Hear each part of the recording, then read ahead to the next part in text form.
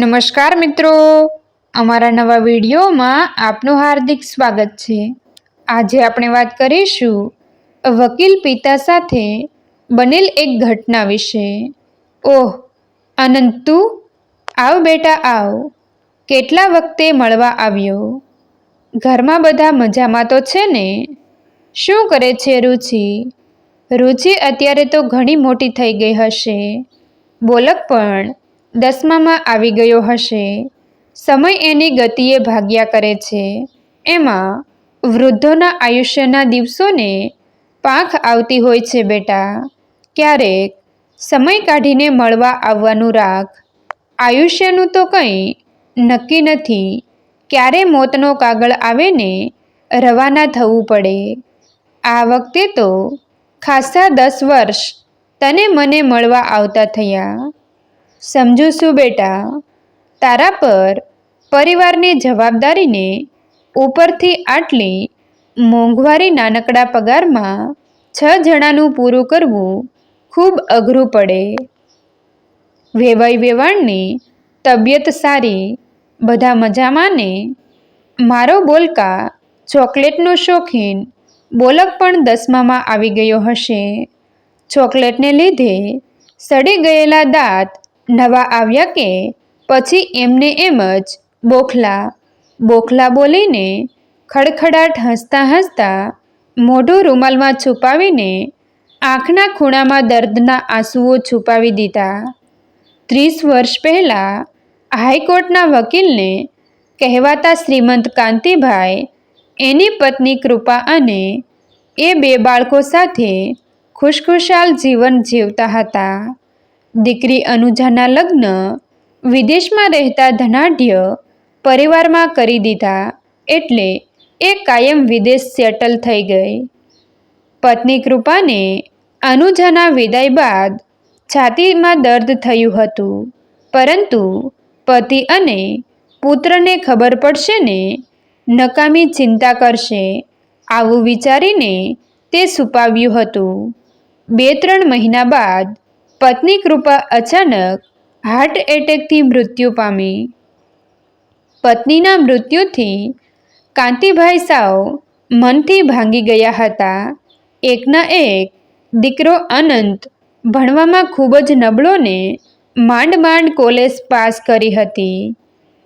એનો મોટા ભાગનો સમય ભાઈબંધ દોસ્તો સાથે બાપાના રૂપિયા ઓછા કરવામાં વિતાવતો હતો।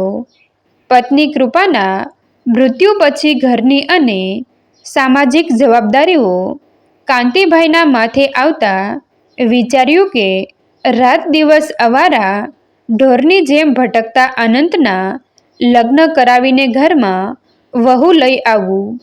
વહુ આવશે તો બધું સરખી રીતે સંભાળી લેશે। એ દીકરાના લગ્નનું વિચારતા જ હતા ત્યાં એક દિવસ દીકરો ગર્લફ્રેન્ડ પૂર્વી સાથે કોર્ટ મેરેજ કરીને ઘરમાં લઈ આવ્યો।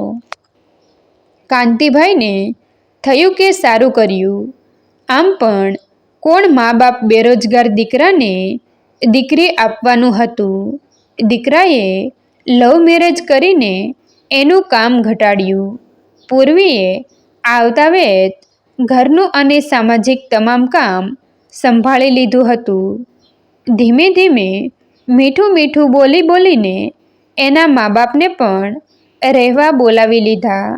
થયું કે અઢળક કમાયો છું તો ભલે ને બીજા 2 જણા ખાતાને ઘરમાં આશ્રય લેતા, આમ પણ હું ઘરમાં ઓછું ને કોર્ટમાં વધારે રહેતો હતો। રુચિનો જન્મ થયો ત્યારે દાદા બનવાની બમણી ખુશી હતી એટલે ખૂબ ધામધૂમ કરી ઘરમાં પ્રસંગ રાખ્યો હતો। અમુક દિવસો બાદ અનંતને બાજુમાં બેસાડીને સમજાવ્યું હતું કે તું બાપ થયો ક્યાં સુધી બેરોજગારની જેમ ઘરમાં મફતના રોટલા ખાઈશ? કંઈક કામધંધો ગોઠવી નાખ, અથવા તું કહે તો તને નોકરી માટે મદદ કરું। માન્યું કે ભાડે ચડાવેલી સંપત્તિઓ માથું ભાડું નિયમિત આવે છે, પણ એ તારી કમાણી કે એકલાનો હક નથી. નોકરી ધંધાની વાત એ અનંતના હૃદયમાં ઊંડે સુધી સોંસરવી ઘૂસી જતા એણે વાત તો છૂપછાપ સાંભળી લીધી હતી. પરંતુ એ ઘડીએથી બાપ દીકરા વચ્ચે લાઈન ખેંચાઈ ચૂકી હતી. બંને વચ્ચે લાઈન તો નાનકડી હતી, પરંતુ એને વધારવામાં વેવાઈ વેવાણે ખૂબ જ ભાગ ભજવ્યો હતો. આ લાઈન બાળકના જન્મ બાદ વધવા લાગી હતી. બાળકને ચોકલેટ ખૂબ ભાવે એટલે કોર્ટથી પરત ફરતા ડેરી મિલ્ક ચોકલેટનું ફેમિલી પેક હોશમાં ને હોશમાં લાવ્યો ત્યારે પૌત્રએ ખુશ થઈ દાદાજી બોલીને હાથમાંથી પેકેટ લઈ લીધું.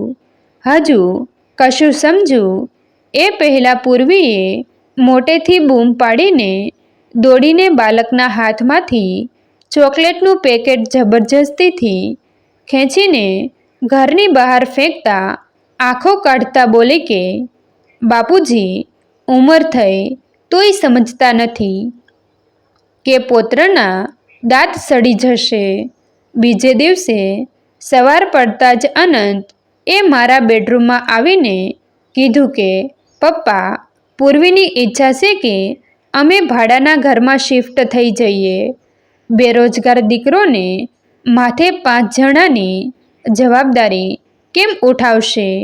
મારા નસમાં વહેતા લોહીએ મને સમજાવ્યું કે અનંતના સાથેના ઋણનું બંધન પૂરા થઈ ગયા છે, પણ બાપની ફરજ નિભાવવી પડશે મૃત્યુ સુધી. ભાઈબંધના વૃદ્ધાશ્રમમાં 3-4 દિવસ બાદ શિફ્ટ થયો ત્યારે ખુશીઓથી વસાવેલ બંગલાને 2 ઘડી તાકીને કીધું, અલવિદા. આમ પણ બંગલા સાથેના લગાવ તો અનુજા સાસરે વળાવી ત્યારે અને પત્ની કૃપાના મૃત્યુ બાદ પૂરો થઈ ગયો હતો. વૃદ્ધાશ્રમમાં આવ્યા બાદ મોટાભાગના મારા ઉપર ભાઈબંધો બની ગયા છે ને ઉજી સિવાયની બધી જ લેડીઝ બહેનો બનીને રક્ષાબંધન અને ભાઈબીજના તહેવાર નિયમિત નિભાવે છે. 23 વર્ષથી નવા નક્કોર ફેમિલી સાથે બસ કરીને તીર્થયાત્રા કે ફરવા જઈએ ત્યારે હકથી મારું નવું નક્કોર ફેમિલી કહે છે કે ભોજન તો વકીલ સાહેબ તરફથી એ નક્કી. ઉજીની સાથેની દોસ્તી એ તો ઘર છોડ્યાનું દર્દ ક્યારનું ભૂલાવી દીધું છે. હા, શું થાય, માણસ છું ને એટલે લોહીના સંબંધો અમુક ખાસ દિવસે યાદ આવી જાય છે ત્યારે હસતા હસતા આંસુઓને બહાર નીકળવાની મનાઈ ફરમાવી દઉં છું. કેમ? અરે, મને રડતા જોઈને મારી ઉજી ઉદાસ થઈ જાય છે. સાથે સાથે મારી બહેનો અને ભાઈબંધો પણ દુઃખી થઈ જાય છે. યાદ આવે છે ઘરવાળીની એ વાત. જન્મદિવસે કેકનો ટુકડો મારા મોંમાં મૂકતા બોલી હતી કે મારી ઉંમર તમને લાગી જાય. મારી બેટી એ તો છૂટી થઈ ગઈ, પણ મારા માટે કાચાના કાનના અનંતને અહીં મૂકતી ગઈ છે ને બદમાશ. કાંતિભાઈ કિચનમાંથી આવીને ટેબલ પર મીઠાઈની પ્લેટ મૂકતા બોલ્યા કે દીકરા, ખા, ખૂબ સ્વાદિષ્ટ બની છે. ઉજીના હાથમાં જાદુ છે. 2-3 દિવસ પહેલાં મારા જન્મદિવસ નિમિત્તે મારા માટે બનાવી હતી. તું તો જાણે છે કે મીઠાઈનો ખૂબ શોખીન છું. થાળીમાં મીઠાઈ ના પડે તો જમવામાં મને મજા પડતી નથી. અનંત એ પરાણે મીઠાઈનો ટુકડો મોંમાં મૂકતા ધીમેથી કહ્યું કે પપ્પા, હું. કાંતિભાઈએ તકિયાની નીચેથી ચેકબુક કાઢીને લાખ રૂપિયાના ચેક પર સહી કરીને દીકરાના હાથમાં મૂકતા કહ્યું કે બેટા, કેવી લાગી મીઠાઈ? દીકરાના આંખમાંથી આંસુઓ વહેવા લાગ્યા ને એ રડતા રડતા બોલ્યો કે પપ્પા, તમે આટલા બધા સારા કેમ છો? કાંતિભાઈએ હસતા હસતા કહ્યું કે અનંત, રડવાનું બંધ કર. રૂમાલથી આંખો લૂછી નાખ. તું નાલાયક છો એટલે બનવું પડે છે. શું કરું? બાપ છું. મિત્રો, તમને જો આ વિડીયો પસંદ આવ્યો હોય તો વિડીયોને લાઈક અને તમારા અન્ય સગા સંબંધી મિત્રો સાથે વિડીયોને શેર કરવાનું ભૂલતા નહીં. અને આવા જ નવા જીવન ઉપયોગી, જીવનમાં કંઈક નવું કરવાની પ્રેરણા મળે તેવા વિડીયો જોવા માટે અમારી ચેનલ સાથે બન્યા રહો. થેન્ક યુ મિત્રો. મળીએ છીએ એક નવા વિડીયો સાથે. આભાર.